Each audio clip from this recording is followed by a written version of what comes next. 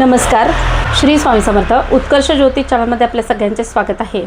आजच्या या व्हिडिओमधून आपण जाणून घेणार आहोत श्रावण महिना विशेष नवनाथ पारायणाची माहिती. नवनाथांचं पारायण कसं केलं जातं, नवनाथ ग्रंथाचं पारायण कधीपासून सुरुवात करावी, नवनाथ ग्रंथाचं पारायण करताना किती दिवसाचं करावे, या सगळ्या गोष्टींची माहिती आजच्या या व्हिडिओमधून आपण जाणून घेणार आहोत. आत्ताच आपलं गुरुपौर्णिमा साजरी झालेली आहे. गेल्या महिन्यात आपण ती साजरी केलेली आहे आणि गेल्या महिन्यात गुरुपौर्णिमा प्रित्यर्थ आपण आपल्या आध्यात्मिक वर्षाला सुद्धा सुरुवात केलेली आहे. आध्यात्मिक वर्षाचे नव्या संकल्पना समोर आलेल्या आहेत. मग या संकल्पांच्या अनुषंगाने आपण जी काही सेवा करत असतो त्या सेवांमध्ये प्रामुख्याने केली जाते, श्रावण महिन्यात केली जाते अशी सेवा म्हणजेच नवनाथ ग्रंथाचं पारायण. मग आता हे नवनाथ ग्रंथाचं पारायण केव्हा करावं, कुणी करावं, कसं करावं? खरं पाहता नवनाथांना देवांची मिलिटरी फौज असं म्हटलं जातं. नवनाथांच्या फोटोकडे बघितलं की एक प्रचंड तपस्वी किंवा गुरुभक्तीने एकदम दृढ असलेले, विलीन असलेले असे दत्तभक्त आपल्याला पाहायला मिळतात. ते म्हणजे नाथ महाराज. या नाथ महाराजांचं सामर्थ्य प्रचंड आहे, म्हणून आपण नवनाथांच्या ग्रंथाचं पारायण आपल्या घरात करत असतो. नवनाथांच्या ग्रंथाचं पारायण घरात केल्यामुळे आपल्या घरातील ज्या काही अडचणी असतील, वास्तूतला दोष असेल तो निवारण होतो. त्याचबरोबर आपल्या आधी व्याधी, करणी बाधा, संबंध बाधा असेल, ज्या काही अडचणी असतील त्यासुद्धा संपूर्णपणे दूर होतात. म्हणून या नवनाथाच्या पारायणाला विशेष महत्त्व असतं. त्यातल्या त्यात श्रावण महिना आला की श्रावण महिन्यात प्रत्येक ठिकाणी नवनाथ ग्रंथाचं पारायण केलं जातं.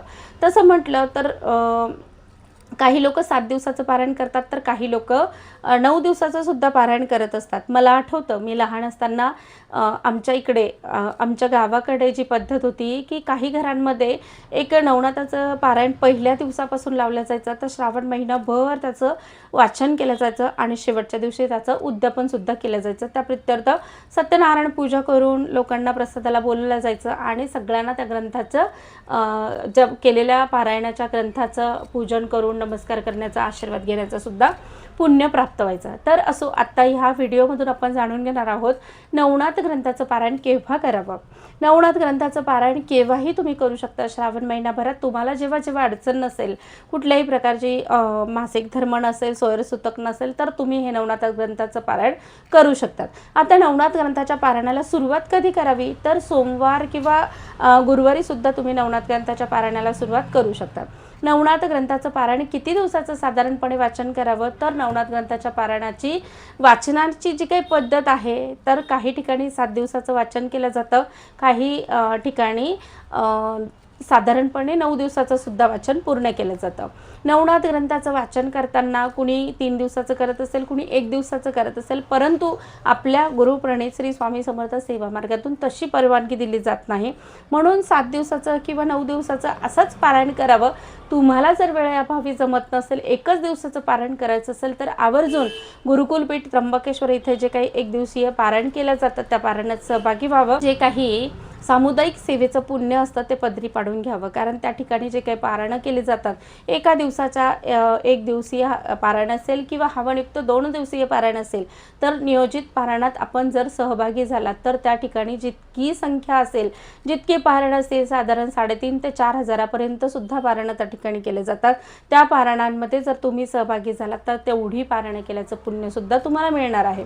नाथ महाराजांचं जे काही पारायण आपण करतो त्या पारायणाच्या अनुषंगाने आधी सांगितल्याप्रमाणे आपल्याला जर कुठल्याही प्रकारच्या आधिव्याधी असतील, करणी बाधा असेल, संबंध बाधा असेल, वास्तुत दोष असेल किंवा अन्य काही समस्या तुम्हाला आरोग्याच्या संबंधित असतील किंवा कुठल्याही प्रकारे तुम्हाला अडचणी निर्माण झालेल्या असतील तुमच्या जीवनात, तर त्या सर्व अडचणी सोडवण्यासाठी सुद्धा तुम्ही या नवनाथ ग्रंथाचं पारायण करू शकतात. मग अतिशय उत्तम संधी मानून श्रावण महिन्यात या नवनाथ ग्रंथाचं पारायण अवश्य करावं.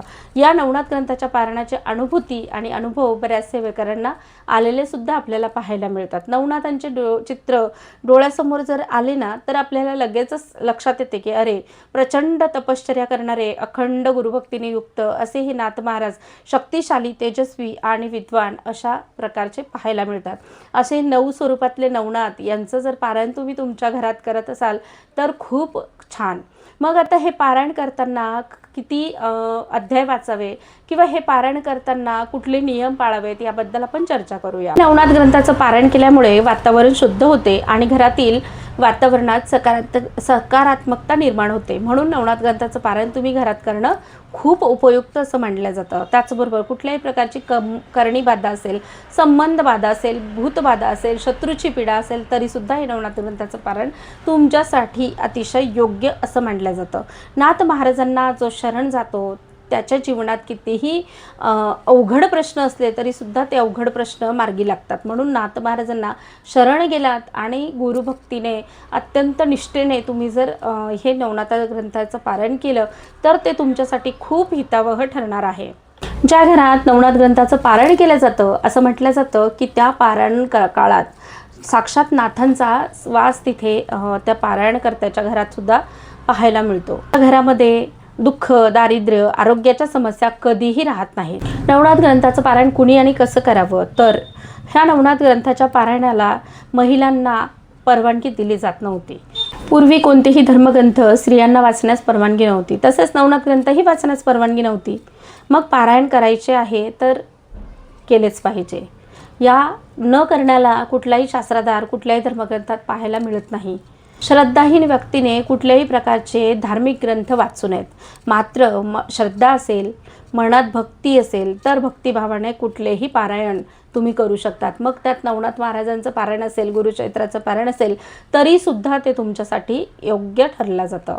फक्त अडचण असेल, मासिक धर्म असेल, स्वयंसूतक असेल तेवढं बघून फक्त पारायण करावं, तेवढ्या गोष्टी टाळाव्यात। बाकी तुम्ही इतर वेळेस केव्हाही नाथ महाराजांच्या या ग्रंथाचं पारायण करू शकतात।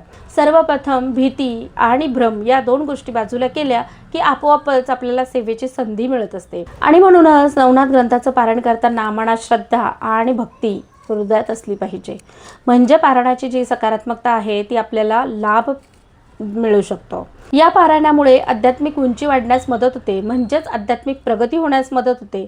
आणि जर मन उद्विग्न असेल, ते शांत नसेल तर ते शांतही होते, आणि घरात निगेटिव्हिटी असेल तर त्या ठिकाणी सकारात्मक ऊर्जेचा प्रवाहसुद्धा फ्लो करतो।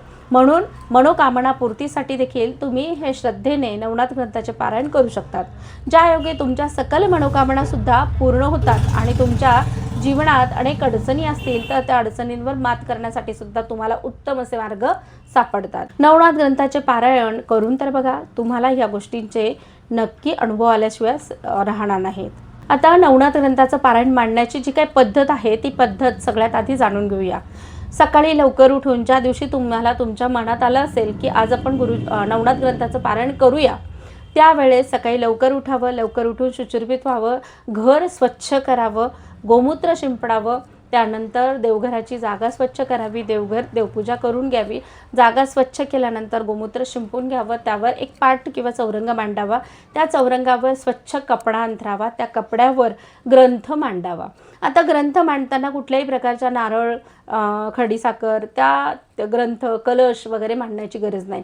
कोणी सांगतं की तुम्ही 9 सुपाऱ्या मांडा म्हणजे साक्षात नवनाथ महाराज बसतील, या सगळ्या गोष्टींची काहीही गरज नसते। फक्त आणि फक्त जर तुम्हाला नवनाथ ग्रंथाचं पारायण करायचं असेल तर सेवा केंद्रात जाऊन महाराजांना नारळ, खडीसाखर वाहून विनंती करा की महाराज, नाथांच्या या ग्रंथाचं पारायण मी माझ्या घरात करणार आहे, तर ते पारायण तुम्ही माझ्याकडून अगदी निर्विघ्नपणे पार पाडून घ्या, एवढंच फक्त म्हणायचं आहे। आणि घरी आल्यानंतर या पारायण वाचनाला सुरुवात करायची आहे। पारायण वाचन करताना ज्या पद्धतीने तुम्ही 7 दिवसाचं करणार असाल किंवा 9 दिवसाचं करणार असाल तर ग्रंथाच्या पहिल्या पेजवर ती सगळी माहिती दिलेली आहे। तुम्ही रोजचे किती अध्याय वाचावेत, पहिल्या दिवशी 1 ते 6 अध्याय या पद्धतीने दिलेलं आहे, त्या पद्धतीने तुम्ही रोजच्या रोज अध्यायांचं वाचन करायचं आहे। एवढंच फक्त साध्या सोप्या पद्धतीने वाचन करावं। आता ग्रंथ तुम्ही जिथे मांडलेला आहे, पाटावर असेल किंवा चौरंगावर असेल, तुमच्याकडे नाथांचा फोटो असेल तर आवर्जून मांडा, नसेल दत्त महाराजांचा असेल तर तो मांडा, नसेल तर स्वामींचा असेल तो मांडला तरी चालेल, पण तोही जर नसेल तर कुठल्याही प्रकारचा आग्रह नाही आहे की तुम्ही फोटो मांडलाच पाहिजे। साधा ग्रंथ देवघराजवळ मांडा आणि त्या पारायणाला सुरुवात तुम्ही करू शकतात।